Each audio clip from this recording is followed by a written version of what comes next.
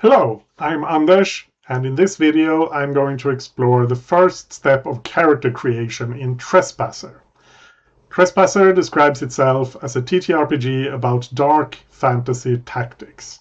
It's a game where common folk become adventurers among the ruins of their fallen land and rise up against the corrupt overlords who rule them. In battle, the characters are mighty heroes, but in the larger scope, they're a small group with limited resources, or at least they start out that way. Trespasser draws inspiration both from the OSR and from TTRPGs with high-action tactical combat, like 4th edition D&D and Draw Steel. It features structured procedural play not only for fights, but also for dungeon exploration, hex-crawl wilderness travel, and haven management. I'm not going to go through the game in detail in this video, but there will be a link to the game's itch page below in case you want to check it out for yourselves. The designer's recommendation for character creation is to do a funnel, where each player creates 4 randomized level 0 characters who are thrown into a dangerous situation where it's very likely that at least some of them will die. The players then pick 1 surviving character each to turn into their main PCs for the rest of the game. However, Trespasser also has fully functional rules for creating higher level characters. This is useful both for groups that don't want to do a funnel and for creating new PCs to replace those that perish during the campaign, which is a real threat.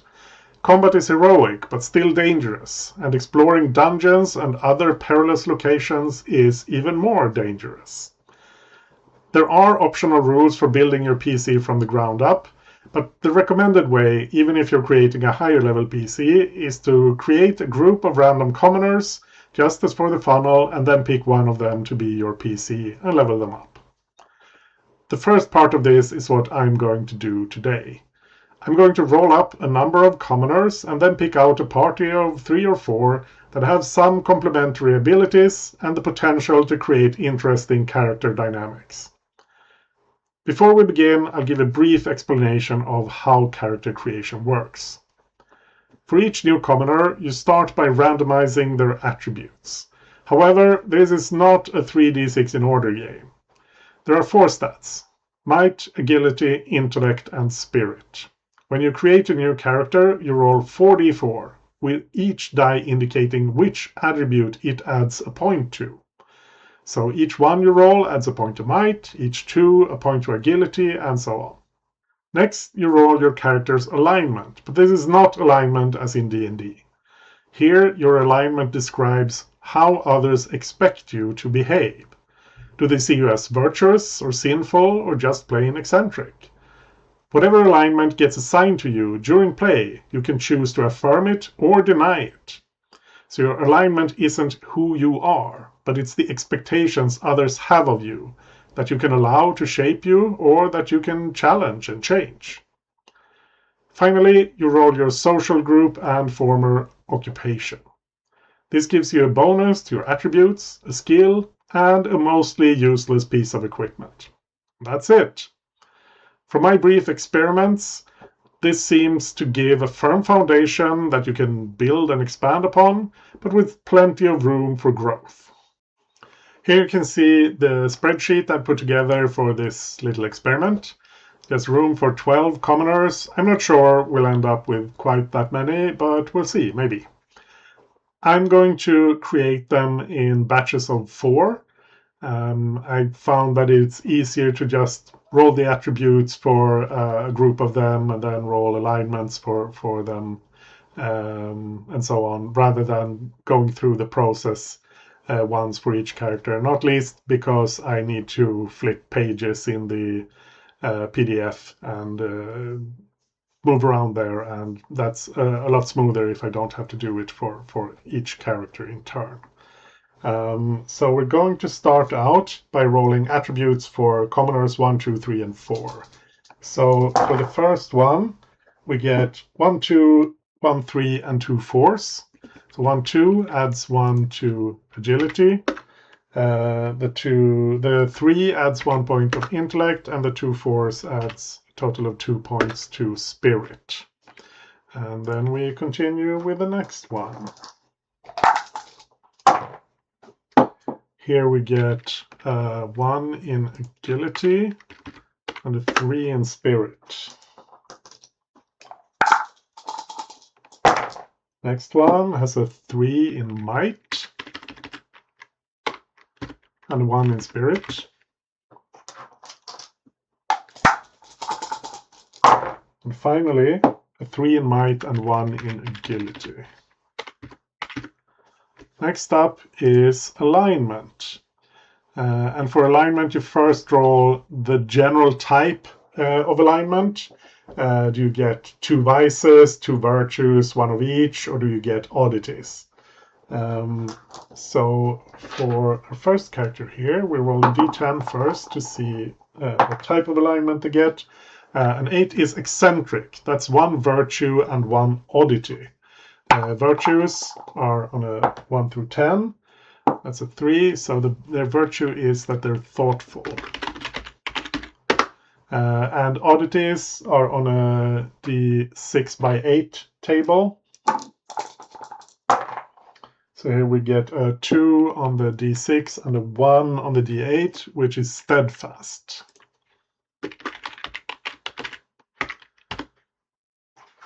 Next character. The general alignment type is balanced, 1 virtue and 1 vice. If you get the opposing virtue and vice, they're arranged in pairs. You replace both of those with 2 oddities instead. So here we get virtue number 10, which is trusting, and vice number 7, which is envious. So trusting but envious. Number 3, the general alignment type is virtuous. They roll 2 virtues. Here, again, if we roll the same virtue twice, we'll replace them with 2 oddities. So we get a 6 for honest and a 1 for calm.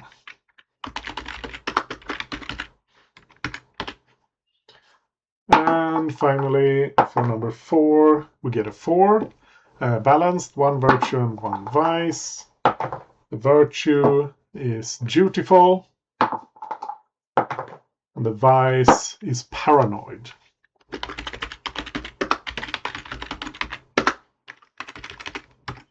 Next, we get to social group and past life.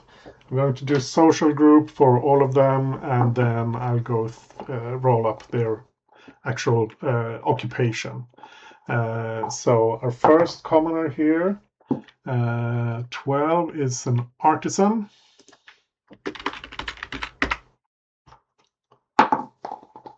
Second one, 6, is a laborer. Number 3 with an 11 is also an artisan. And finally, number 4 with a 7 is a farmer. So now there are D20 tables for each of these social groups. So we start with our first artisan here. D20 there is a 2, and that's a cobbler. And if you are a cobbler, you get a +1 to spirit. You get the skill tinkering. There are only 12 skills in the game, which I think is a great number. And you get boots. This is a type of light armor. This isn't really going to matter. I'll just write boots there.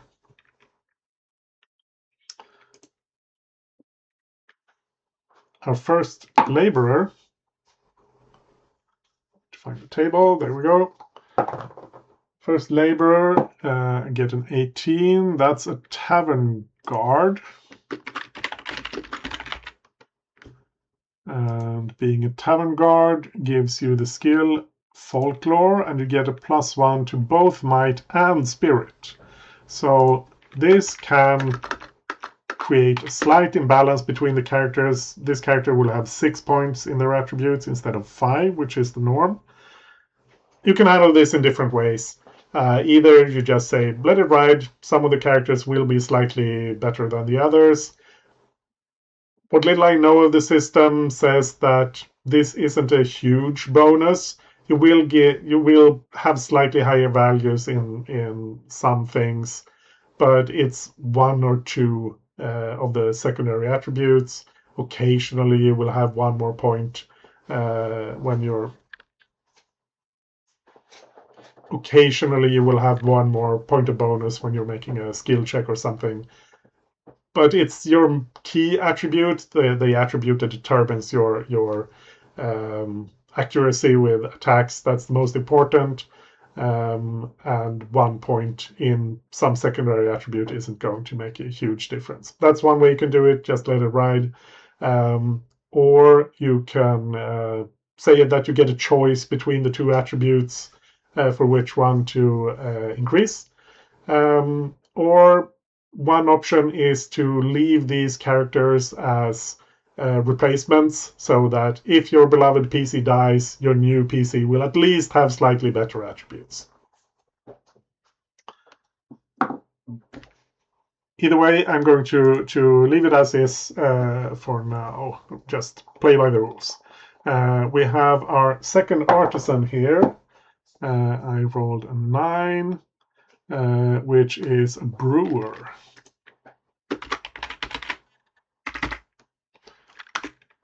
And being a brewer means you get +1 to spirit. Let me actually do this. I'm going to bold these to make it a bit more clear which are the final attributes.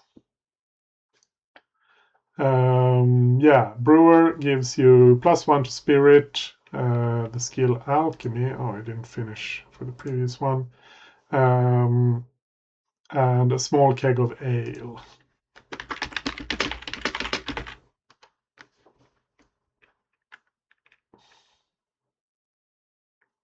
Yeah, and I should write that in the right place. Also select the skill for the right character. That might actually help. So the Tavern Guard, their item is a cudgel.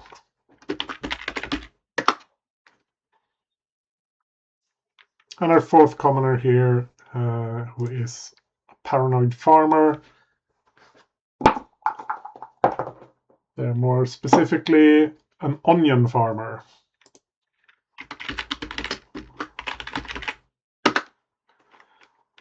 And for being an onion farmer, you get +1 might. And the skill athletics, as well as a bag of onions. You're not Greg the garlic farmer, but at least you're an onion farmer. So, yeah, that's it. Those were the 4 first characters. Let's take a closer look at them. So we have our first here, the cobbler, thoughtful and steadfast cobbler with high spirit. We have our trusting but envious tavern guard with his cudgel and very high spirit. Then we have our honest, calm brewer, who is very strong and also has a pretty good spirit.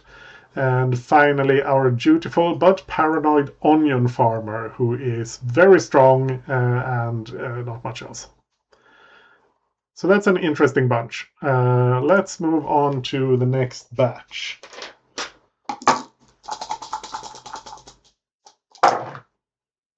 So here we get, apparently I forgot to copy paste this. That's easily fixed. Yes, here we get 2 2s for 2 in agility, 1 intellect, 1 spirit. Next one.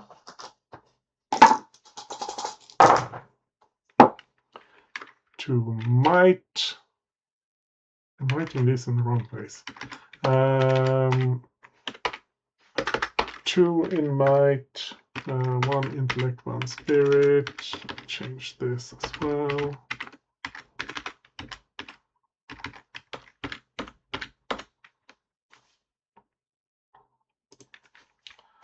Number 7 gets 1 in intellect and 3 in spirit. Finally, number 8, 1 might, 2 agility, 1 intellect. Cool. Let's move on to alignments for this bunch. So commoner number 5, their alignment type is balanced, 1 virtue and 1 vice. The virtue is daring, and the vice is cruel.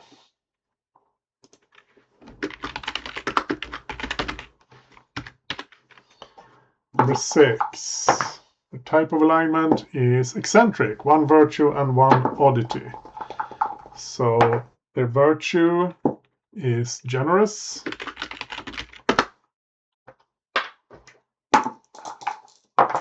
and their oddity is 5/4, valiant.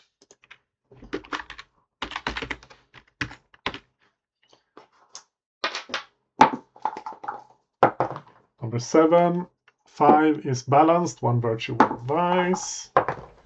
Virtue is generous, vice is arrogant.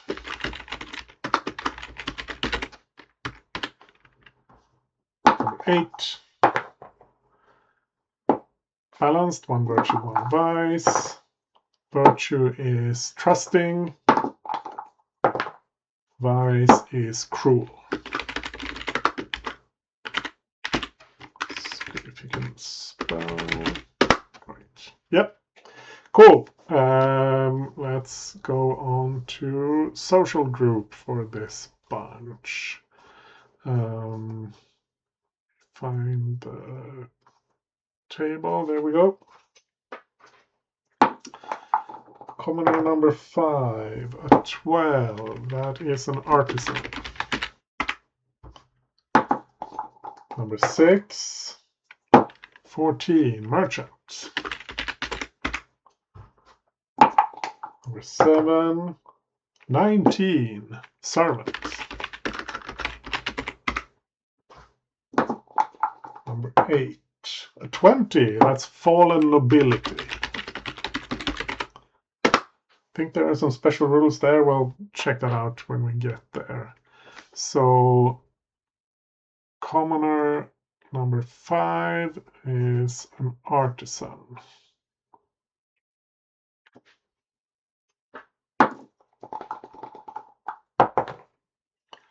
2, another cobbler. Maybe they were colleagues. So the cobbler gets a +1 to spirit, the tinkering skill, and boots. Number 6, the merchant, 13. 13 for merchants is cartographer.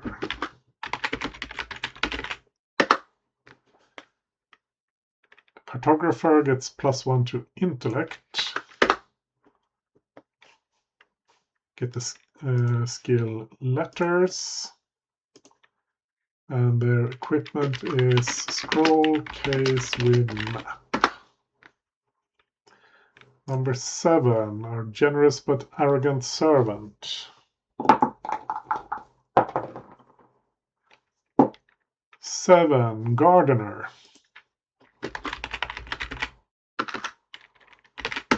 That's a +1 to might. The nature skill. And the gardening hoe. Gardening hoe. Finally, fallen ability. Yeah, there's fewer entries here. 10. Countess or count.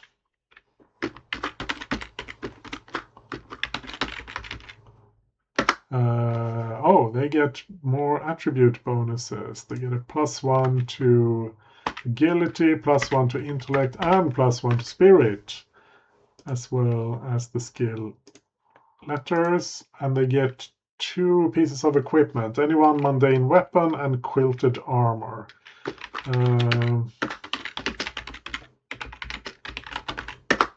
This isn't really going to matter because I don't think I'm going to put these characters through a funnel.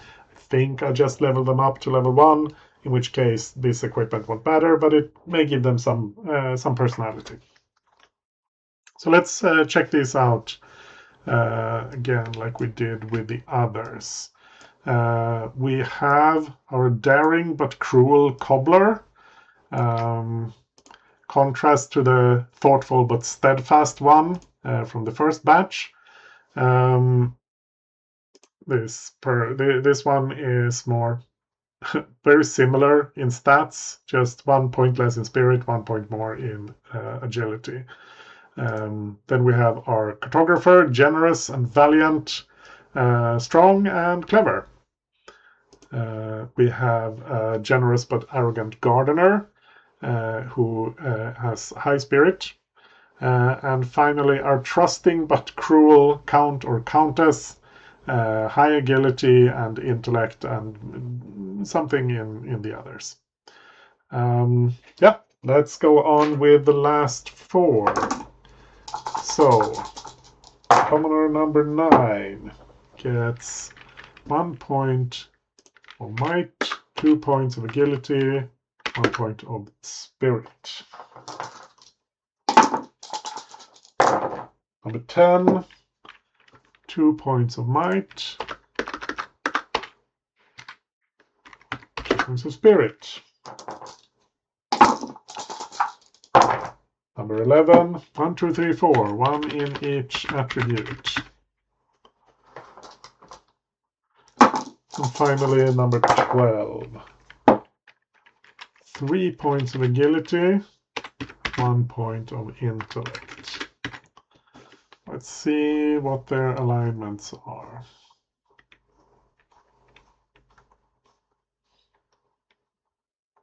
I've been describing them as being of their alignments. Of course, that's how others perceive them or expect them to be. So, yeah, our trusting but cruel count or countess may be neither trusting nor cruel. That's something we'd find out in play. So, commoner number 9, 6, that's balanced, 1 virtue, 1 vice. The virtue is thoughtful, and the vice is envious.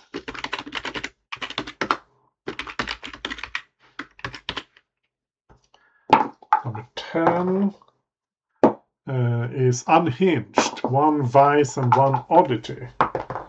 Vice is wrathful.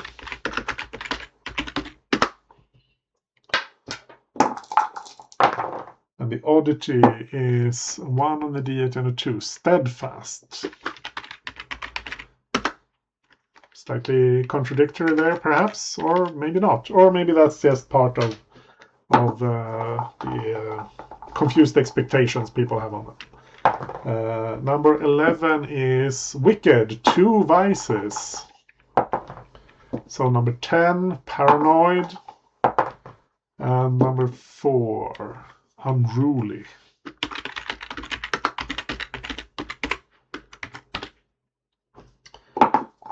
Finally, number 12 is balanced, 1 virtue, 1 vice. 6, honest. And 2, cowardly.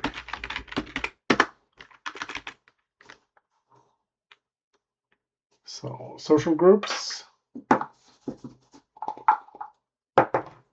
Number 9 is a farmer.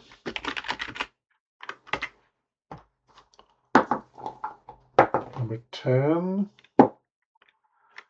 12 is an artisan.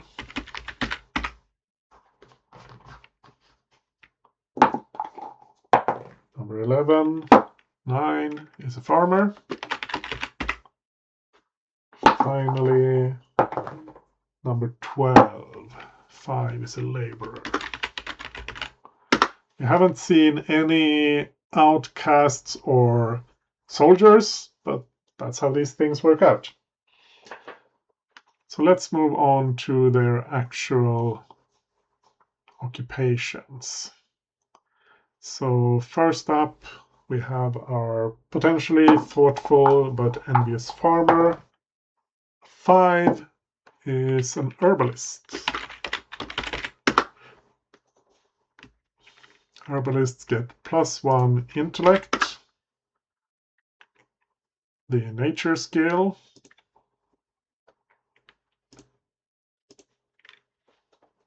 and a bag of herbs. Number 10, artisan. Oops. That is a 7, a weaver.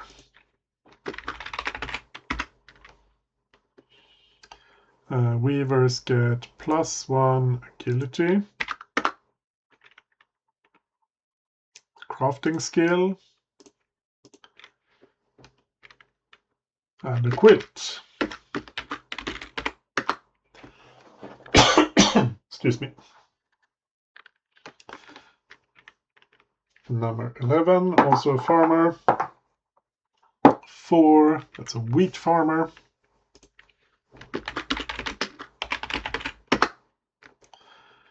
+1 agility, athletic skill, and a scythe.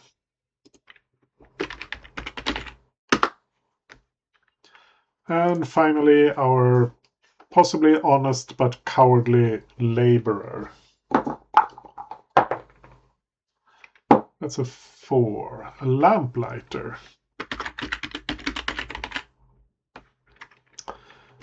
That gives them +1 might. The acrobatic skill. And some rope.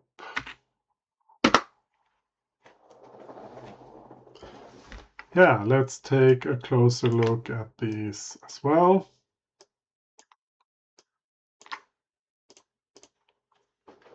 We have at least seen as thoughtful but envious herbalist. Pretty even there, slightly higher agility. We have a wrathful but steadfast weaver, high might and spirit, paranoid and unruly farmer with high agility, and an honest but cowardly lamplighter with very high agility. Yeah, so these are the characters, and obviously if this was a game with not just me, but multiple players, each player would have rolled up 4 of these, and then they would pick one of them before or after the funnel.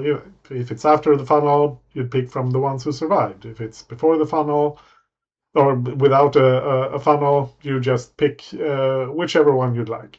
I'm going to pick 3 or 4 of these to compose a starting adventuring party.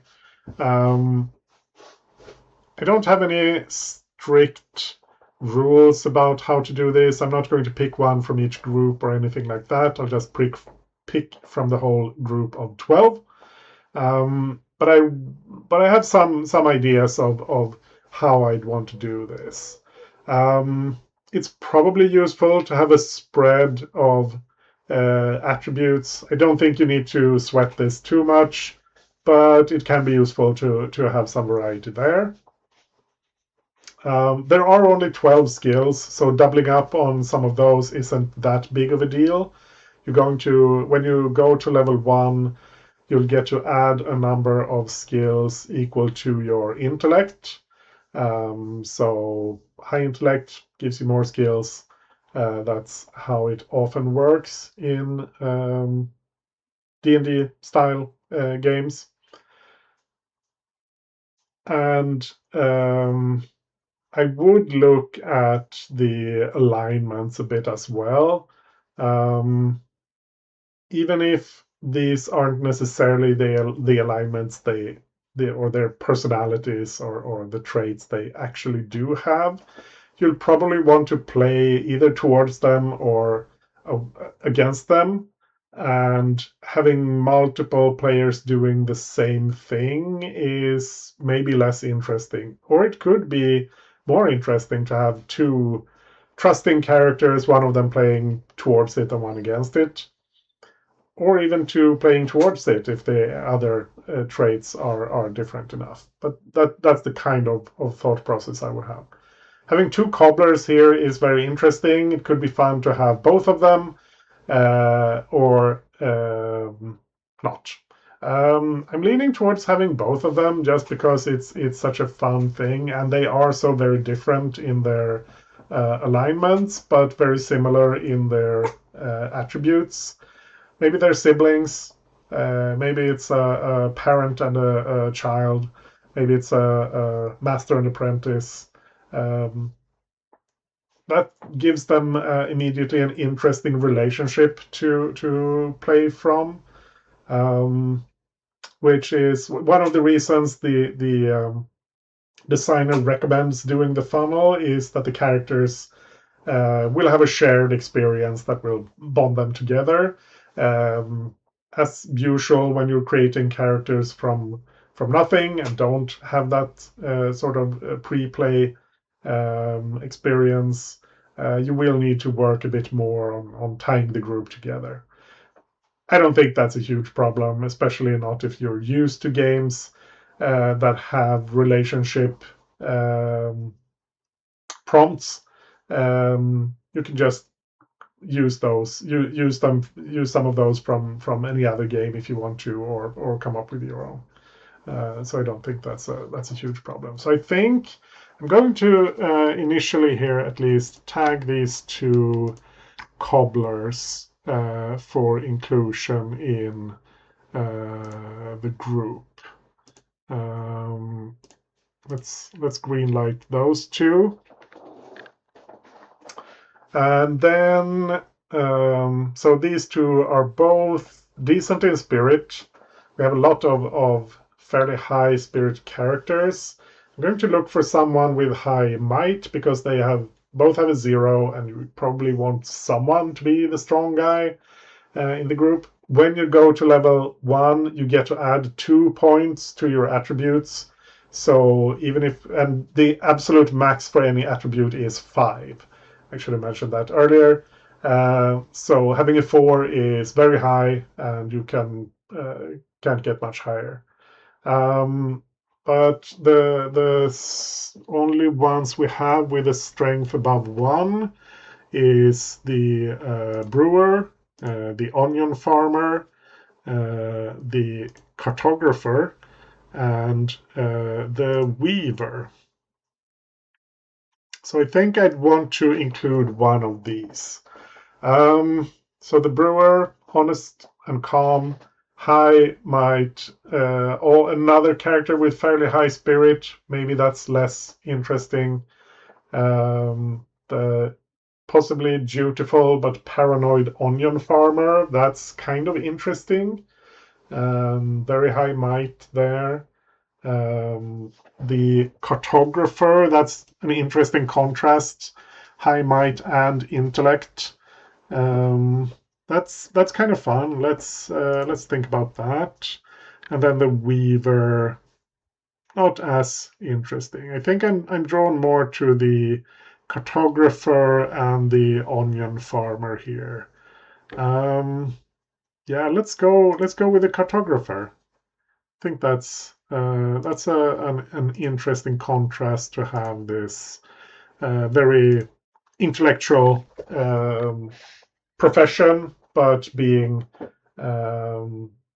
someone I'm probably going to push towards might if I continue, or if I were to continue with these characters.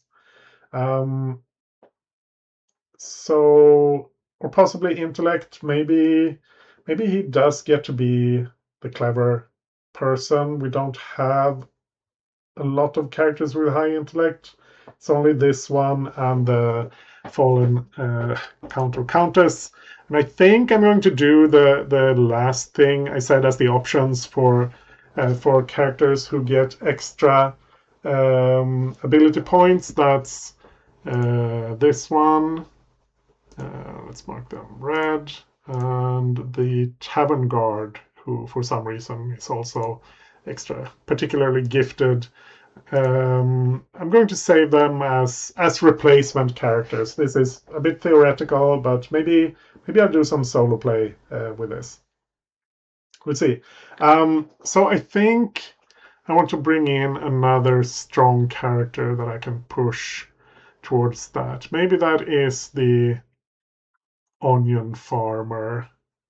Yeah, let's take the onion farmer. We have 2 cobblers, an onion farmer, and a cartographer. So thoughtful and steadfast, those are both positive traits, and very contrasted towards the other cobbler, who is daring but cruel. Almost the opposite in some ways. We have the generous and valiant cartographer, and the dutiful but paranoid onion farmer. Probably a word people are going to steal his onions. So that's it. That's as far as I'm going to go today. The next step, if you would either go into you would have already gone through a funnel if you were picking characters, but the next step is to level them up to level 1, but that process is a bit more involved. So I'm not going to go into that here. But maybe if I do another video, we'll continue and see where we go with these characters. But for now, this is it. Yeah, this was a good time. Rolling up characters is fun, and this Trespasser gives them enough personality to that you can kind of see who they are, and I think that's a strong trait for a game to have. That's it. See you some other day.